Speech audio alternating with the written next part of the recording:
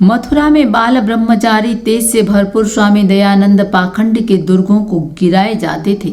प्रतिदिन शास्त्रार्थ होते थे, प्रतिदिन उनके विरोधी हारते थे, दांत पीसते थे कि यह साधु कल मथुरा में ही पढ़कर गया था, आज हमारी ही पोल खोले देता है, हमारी आजीविका छीने लेता है।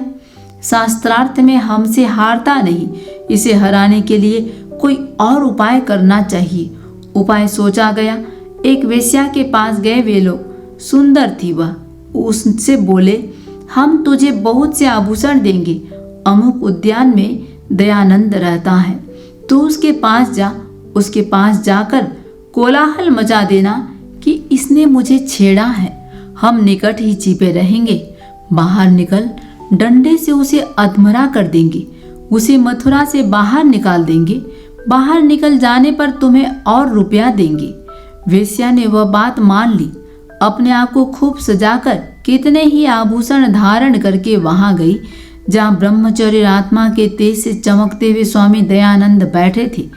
एक वृक्ष के नीचे आंखें मूंद कर ध्यान में मग्न।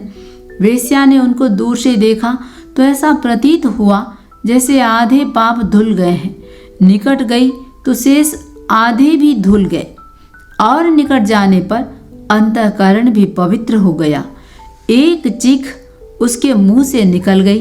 तभी बाल ब्रह्मचारी ने आंखें खोल दी और बोले, माँ तुम कौन हो?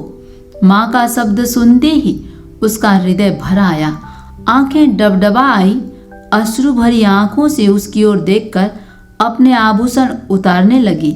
महर्षि ने फिर कहा, माँ तुम कौन हो?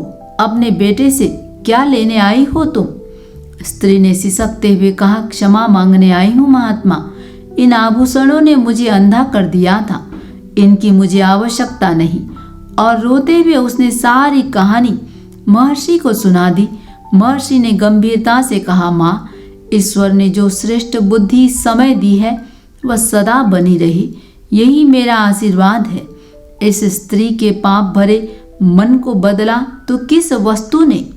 महर्षि की पवित्र आत्मा की शक्ति ने।